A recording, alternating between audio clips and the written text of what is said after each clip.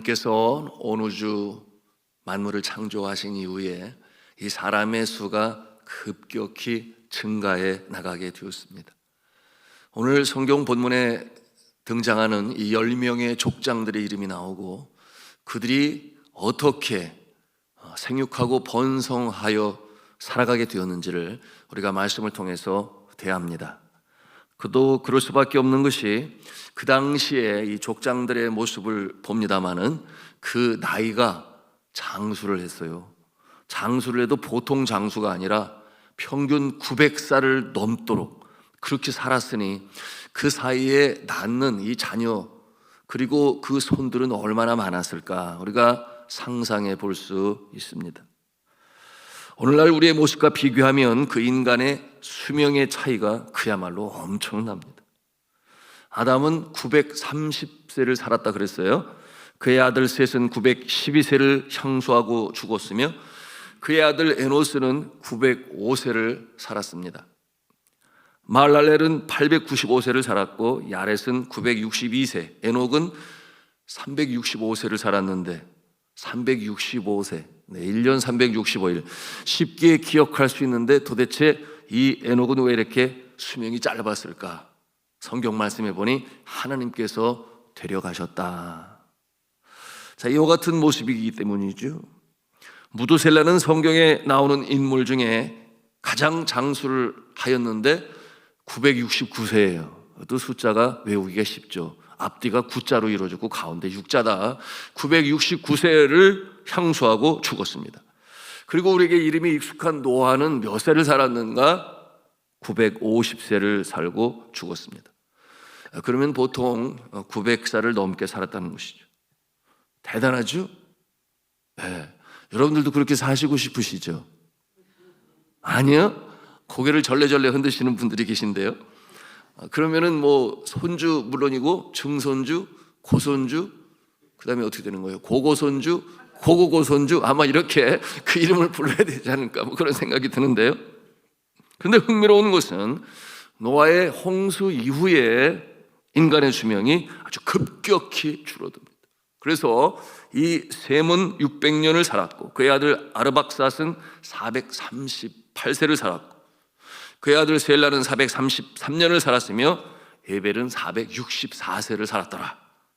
그렇게 평균 400세 이상을 살더니 에벨의 아들 벨렉은 239세로 죽었고 그의 아들 르우는 273년을 살았고 스룩은 230년을 살았는데 그의 아들 나홀은 139년을 살았고 죽었어요.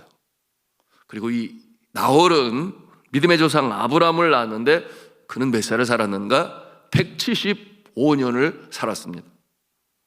그의 아들 이삭은 180세, 그리고 이삭은 아들 야곱, 이삭의 아들 야곱은 147세를 살았습니다. 모세는 여러분 아시는 대로 120년을 살고 하나님의 품에 안겼어요. 여러분 이와 같은 모습을 보면서 급격히 줄어들게 된 인간의 수명, 여러분 이 말씀을 통해 우리는 무엇을 보아야 하는가 하면 원래 하나님께서 우리 인생을 창조하실 때 영원토록 살도록 그러므로 하나님과 동행하는 그 모습이 되기를 바라셨고 생육하고 번성하고 땅에 충만한 존재로 함께 살기를 바라셨는데 인간의 범죄와 타락으로 말미암아 유한한 존재가 되었음을 보여주고 있는 것입니다. 자, 오늘 본문의 말씀도 이 한 사람 한 사람의 이름을 기록하면서 마지막에 어떤 내용이에요? 죽었더라, 죽었더라, 죽었더라.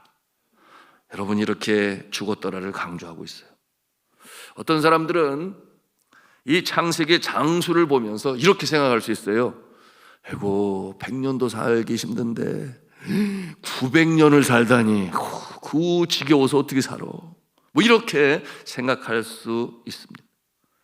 80만 넘어도 온몸이 쑤시고 주름살 투성의 얼굴에 90이 넘으면 어떻게 돼요? 치아도 다 빠지고 허리는 구부러지고 걷기도 힘들고 세상에 외출하려고 보면 빠지고 나온 게 한 가지야. 올라가서 또 가지고 내려오면 또 다른 것이 빠져 있어서 또 올라가서 또 가지고 오기를 반복하는, 그렇게 살기도 힘든데 세상에 900살을 살다니 고개를 절레절레 흔드는 아마 그런 생각 가지실지 모르겠어요.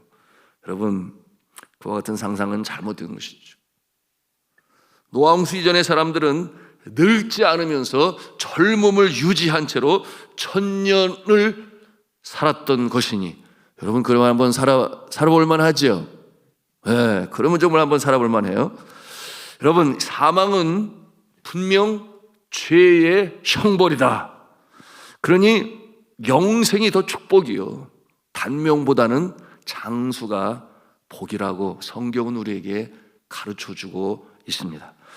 그러게 여러분들도 이 장수의 복을 누리시기를 축복합니다. 예, 아멘 하신 분만 장수하세요. 여러분, 아프지 않으면서 장수하시기를 축복합니다. 예, 다 아멘 하셨어요. 그래서 백두산 동호회 멤버가 되시기를 바랍니다. 예, 100살까지 두 발로 산책하자. 우리 왜 그런 동호회가 있어서 그런데 과연 몇 세까지 사시는지 제가 한번 지켜보려고 그래요. 예. 자, 가만히 살펴보면 이 사람이라는 존재는 참으로 신비하고 아주 정교하게 그렇게 설계되었어요. 그런데 오늘날 사람들은 25세까지 성장을 해놓고 나서, 그리고 나서 그 젊음을 몇 년도 유지하지 못한 채 그 이후로 이제는 늙어가기 시작하는 것입니다. 그나마 900세를 살던 이 인간의 수명은 노아의 대홍수를 기점으로 하여 급격히 짧은 수명으로 줄어들었어요. 그 원인이 무엇일까? 창조 과학자들이 이에 대하여 연구를 많이 하였어요. 그리고 발견하게 되었습니다. 노아의 대홍수로 인한 이 큰 변화, 엄청난 변화들이 있었어요. 그 물의 압박으로 인하여 이 땅들이 눌림을 받게 되고 터지게 돼서 지진이 나고 오늘날 이 시대에 5대양 6대주 그렇게 나눠지게 되는데, 여러분, 그 증거가 히말라야, 에베레스트 산, 그 암벽, 거기에 바다에 이 해충, 이 바다에 살고 있는 생물의 화석들이 발견되고 있어요. 바다가 올라섰다. 그런데 어떠한 변화가 또 있었는가? 네, 창세기 1장 6절에서 8절에 나오는 내용이 있는데, 그게 뭐냐면 궁창 위의 물, 궁창 아래의 물. 여러분, 성경 구절이 이렇습니다. 하나님이 궁창을 만드사 궁창 아래의 물과 궁창 위의 물로 나누게 하심에 그대로 되니라. 궁창 아래의 물은 무슨 물이겠습니까? 우리가 보통 생각하는 바다 또는 강, 호수, 궁창 아래의 물이에요. 자, 그런데 궁창 위의 물은 또 어떤 물일까요? 창조과학자들은 이것은 오늘 하늘에 구름이나 또는 안개라기보다는 눈에 뵈지 않으면서 빛을 투과시키는 수증기였을 것이다, 그렇게 주장하고 있어요. 여러분, 이 창조과학자들의 주장이 이러합니다. 하늘 위의 물은 매우 중요한 것으로서 하나님께서 인류를 위하여 고안하신 옷이었다. 옷, 우리가 입고 있는 옷처럼 이 지구를 둘러싸는 이 수증기, 첫 번째 역할은 빛을 선별적으로 차단하는 것이다. 지구에 들어오는 빛의 대부분은 태양으로부터 오는데 인간의 눈에 보이는 그 광선을 가시광선이라 그래요.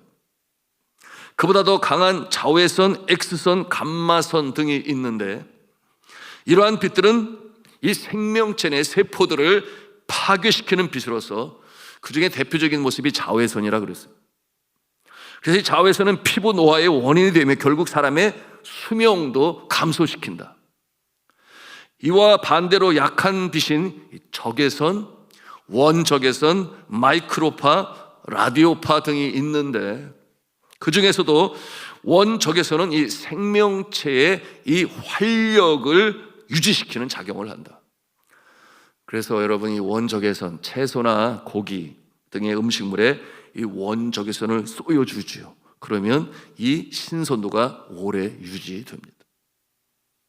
그런데 하늘 위의 물, 즉 이 수증기층이 지구를 감싸고 있었을 때 이 강한 빛들은 이 물 분자에 의해서 차단이 되기 때문에 지구 표면에는 수증기를 통과하는 빛들이 어떤 빛이었는가? 인체에 유익한 빛들이 들어오게 되었으니 곧 가시광선, 원적외선 등만이 가득하게 된다.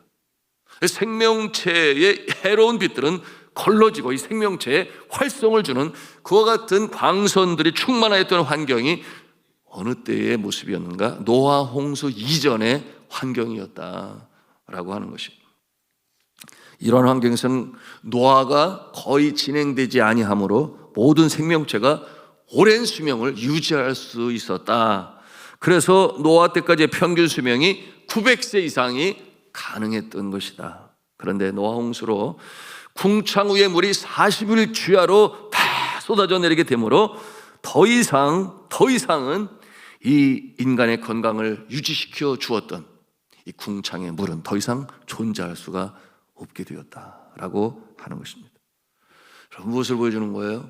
하나님께서 만드신 세상은 참으로 아름다운 곳이요 또한 좋은 곳이었습니다. 그런데 이 하나님을 거역한 죄로 인한 이 타락으로 말미암아 이처럼 사람이 영원히 살지 못하는 이 죄의 결과, 그리고 그와 같은 모습은 어떻게 나타나는가? 땅도 자연도 사람에게 유익한 존재가 아니라 대적하는 존재가 돼요. 이 피폐한 환경 속에서 야수들은 사람도 몰라보지요. 자신에게 이름을 지어주었던 이 사람을 공격하여 물어뜯고, 그런가 하면 이 땅도 지진과 기근과 폭염과 폭우로 쓰나미로 인하여 여러분 얼마나 이 자연이 무서운 줄 알 수가 없어요. 사람들을 보호하는 기능을 잃어버리게 된 것입니다. 그러므로 우리는 이 홍수 이전의 그 아름다운 모습이 다 잃어버리고 말았다. 그러므로 이 모든 피조물들이 이 회복의 그날을 고대하며 오늘도 단식하며 기다리고 있다. 왜 자연이 그렇게 되었는가? 앞서 말씀을 드렸어요. 사람의 죄로 말미암아 모든 피조물의 대표자인 인간이 타락함으로 그 파급력은 모든 자연 만물의 동물의 세계까지 미치게 되었다. 그러므로 로마서 8장 21절과 22절에 이에 대하여 말씀하고 있으니 피조물이 다 이제까지 함께 탄식하며 함께 고통하는 것을 우리가 아나니라고 말씀했으며, 이 피조물들도 썩어짐의 종노릇한 데로부터 해방되기를 원한다. 그렇게 로마서는 우리에게 분명히 가르쳐주고 있습니다. 여러분, 언제 이 회복의 날이 올 것입니까? 주님께서 다시금 이 땅에 강림하시는 그날에, 주님께서 다시금 이 땅에 구름 타고 오시고 심판주로 임하게 될 그때에 사도신경에서 우리가 신앙으로 고백하는 것처럼 거기로부터 살아있는 자와 죽은 자를 심판하러 올 것입니다. 초림하신 예수 그리스도는 구원주로 오셨어요. 그러나 재림하실 예수님은 구원주이실 뿐만 아니라 누구에게는, 믿는 자에게는, 그러나 믿지 아니하는 자에게는 심판주로 오심을 우리는 이처럼 신앙으로 고백하는 것입니다. 그리고 주께서 오시는 그날에 온전히 창조시의 모습이 회복이 될 것인데, 그 모습을 우리는 새하늘 새 땅이라 신천신지라 다시금 아름다운 세상의 모습으로 회복될 것이니, 여러분, 그러므로 이 구속의 역사를 또 다른 말로 어떻게 표현하는가? restoration 또는 recreation이라는 단어로 사용하는데 뭐예요? 구속의 역사, 회복의 역사, 재창조의 역사가 나타나게 된다. 자, 그날에는 이사야서 11장의 말씀처럼 주님이 다스릴 그 나라가 되면은 사막이 꽃동산이 되고 사자들이 어린 양과 뛰놀고 어린이도 함께 뒹구는 참사랑과 기쁨의 그 나라가 될 것입니다. 여러분, 믿으시면 아멘 하십시다. 그날을 향하여 우리는 전진해 가는 것입니다. 그리고 그때는 장수가 아니라 뭐예요? 영원히 살게 되는 줄로 믿으시기를 바랍니다. 두 번째로 오늘 5장을 통해 배우는 교훈은 죽을 수밖에 없는 그 운명 속에서도 구별되고 성별된 자가 있다라고 하는 것을 보는 것인데요, 오늘 본문 속에 등장하는 인물 중에 여러분 5장 24절 그 이름이 뭐예요? 에녹이라고 하는 인물이에요. 24절 말씀을 같이 읽습니다. 시작. 에녹이 하나님과 동행하더니 하나님이 그를 데리고 가심으로 세상에 있지 아니하였더라. 데리고 가셨다라고 하는, 죽었다라고 하는 단어하고는 완전히 다른 뜻을 품고 있습니다. 아주 대조적인 단어죠. 하나님을 거역함으로 말미암아 죄 가운데 죽어갈 인생 중에 누가 하나님의 은총을 입을 수가 있는 것입니까? 은총을 입을 수가 있다라고 하는 것을 이처럼 보여주고 있어요. 하나의 예표로 보여주는 것인데 구원의 역사가 나타나게 될 것이다. 여러분, 죄 가운데 죽어갈 인생, 어떻게 하나님의 은총을 받았을까? 성경은 이에 대해서 보여주고 있는데 죄 가운데 있는 영원히 죽을 수밖에 없는 인생도 하나님의 은총을 받을 수가 있다. 이것을 오늘 말씀을 통해 우리에게 보여줍니다. 어떻게 그것이 가능한가? 죄인인데 가능한가? 이런 생각할 수가 있습니다. 여러분, 앞서 말씀을 드렸죠. 타락한 인생 가운데 여전히 희미하게 빛나는 하나님의 성품의 잔존이 남아있다. 어제 말씀으로 나누었나요? 첫째는 양심이요, 둘째는 종교의 씨앗이라 그랬어요. 양심, 더 이상 악하지 않도록, 그래야만 이 세상은 유지되고 다시금 회복의 그날을 바라볼 수 있기 때문에 더 이상 악하지 않도록 양심을 남겨두어서 믿지 아니하는 사람도 양심의 찔림을 받아. 종교의 씨앗 뭐라고 그랬어요? 영적으로 지어진 존재가 영적인 갈급함을 느끼고 그러므로 찾게 하시기 위하여 엉뚱하게도 우상을 만들고 그 앞에 머리를 조아리지만 그 심령에 충만함이 있나요? 만족함은 없어요. 오직 예수 그리스도만의 심령의 자유함과 만족함을 얻는 줄로 믿으시기를 바랍니다.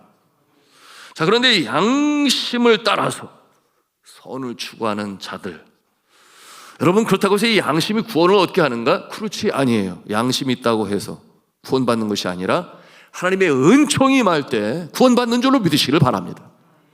그러므로 은혜로 말미암아 믿음으로 구원을 얻었다 그랬어요. 뭐가 먼저 와요? 은총이 먼저. 이 양심은 하나님께서 악한 세상 더 악하지 않도록 일반 은총으로 허락하신 것이다.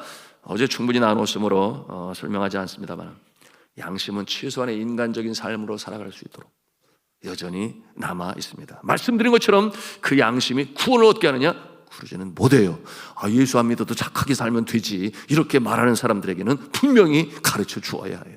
오직 예수 그리스도의 십자가 보혈의 공로로 구원받습니다. 본문 24절에 에녹은 그가 하나님과 동행하였다 이렇게 말씀하고 있는데요. 동행하였다, 여러분, 기왕 히브리어 성경어를 하나 외우려고 한다면 이것을 외워라 그랬는데 그게 뭐라고 그랬어요? 하라크라고 그랬어요. 하라크. 한번 따라서 해보겠습니다. 하라크.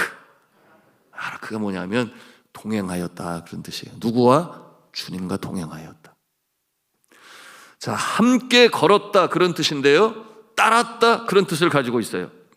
자, 따르며 함께 걸었다 그런 뜻인데요, 하나님을 따르며 주와 함께 걸었다, 이와 같은 인생으로 살았던 에녹, 그 에녹을 하나님이 은총으로 구원하심으로 그래도 하나님이 구원하신다라고 하는 소망을 갖게 하신 것이죠. 여러분, 하나님과 동행한다라고 하는 것은 매일같이 주와 걷는 것입니다. 그리고 주의 뜻에 맞춰 살아가는 것입니다. 여러분, 제가 어렸을 때 부흥 강사님이 저희 시골 교회에서 했던 것 중에 여전히 기억나는 게 있는데 뭐냐면, 자신이 존경하는 목사님은 길을 걸을 때 외길이 나오면 그 옆길로 걸었대요. 왜냐하면 그 길은 누가 걸으시라고? 주님이 걸으시라고. 그나가 그 어렸을 때 그 말씀을 이렇게 들으면서 논두랑길을 걸으면 어떻게 되는 거지? 어린 마음에 그런 생각을 했어요. 논두랑길을 한 사람밖에 못 걷는데 그러면 첨벙첨벙하면서 나는 이 길로 가는 건가? 그 목사님이 그렇게 하셨을까? 그러면서 어린 마음에 그런 의문점도 가졌는데, 여러분, 주와 더불어 동행한다라고 하는 것은 주의 뜻을 따라 주님과 더불어 동행하는 것이, 여러분, 그와 같은 자에게 하나님의 은총이 임한다 믿으시기를 바랍니다. 에녹은 믿음으로 하나님을 기쁘게 하였다. 그것이 히브리서에 뒤돌아보며 결론을 내고 있는 에녹이 은총을 받은 이유예요. 에녹은 믿음으로 하나님을 기쁘게 하였다. 자, 말씀을 맺습니다. 오늘 이 시대를 보면 죄악이 관영한 세상에 얼마나 악한 사람들이 많은지 몰라요. 남에 대한 생각은 눈꼽만큼도 없어요. 배려하지 않아요. 그저 자신밖에 모르는 오늘날 이 시대의 그 모습이 바로 이 사탄의 성품을 가지고 있는 것입니다. 사단이 바로 그와 같은 모습으로 거짓의 아비요, 자기밖에 모르는, 그러므로 죄 가운데 눈이 가리워진 아담은 하와가 선악과를 가져와 먹게 하였다요 하나님이 물으실 때, 여러분, 이 하와라고 하는 이름을 누가 지어줬어요? 아담이. 여자라고 하는 이름을 누가 지어줬어요? 아담이 그 이름을 주었어요. 이름을 지어주는 자는 어떠한 관계라 그랬어요? 아버지가 아가의 이름을 지어줄 때 내가 너를 책임지마, 내가 너를 양육할 거야, 서로 죽음이 다가온다 할지라도 너를 살려주고 내가 죽을 거야. 그 이름을 짓는 자의 모습인데, 아담이 하와 여자라는 이름도 지어주고, 그리고 하나님이 누가 이렇게 먹게 하였느냐 했더니 내가 아니에요 하나님, 제가 먹게 했어요. 이것이 바로 죄로 인하여 자기밖에 모르는 이기적인 모습 아니겠습니까?